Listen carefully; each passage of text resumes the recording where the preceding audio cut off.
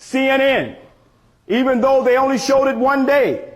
They recently excavated some fossil skulls of 2 adults and 1 child discovered in the far region of eastern Ethiopia, have been dated at 160,000 years, making them the oldest known fossils of modern humans and Homo sapiens sapiens. And then when they reconstructed this fossil, they only showed it one day. When they reconstructed it, this is what he looked like.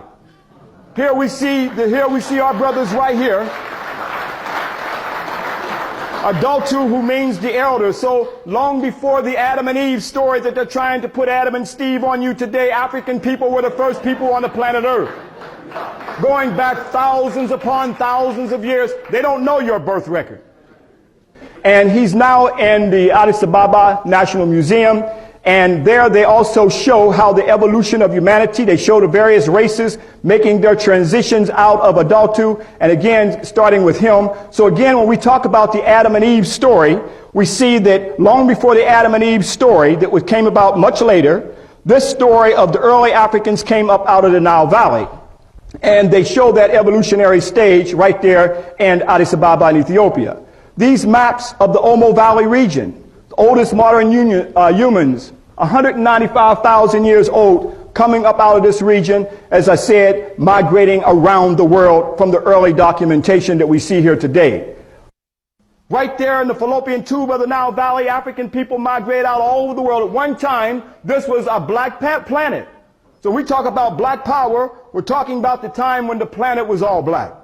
We're talking about a time when we see those early Gamaldis who migrated up out of Africa, migrated into Europe, migrated into Asia, migrated into Far East Asia and Australia. So here we see the various times that out of various mutations took place. This is how we have the variations that you see of races around the world today.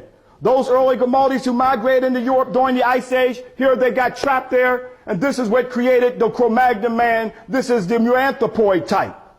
Now, I make up my own scientific terms. After all, Europeans called us Negroids and Pigatoids. We didn't ask if those were our names. So we understand it in the Eve, the mitochondrial mother. They've even found that research have found that you can trace humanity back to the early African woman in the Nile Valley. She's definitely the queen of the universe, and from her, she gave birth to humanity.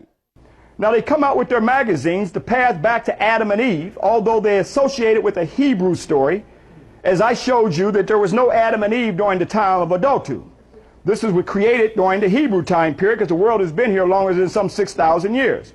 When scientists trace humanity's genetic roots back to their origins, all roads lead to Africa, they say. Studying the mutation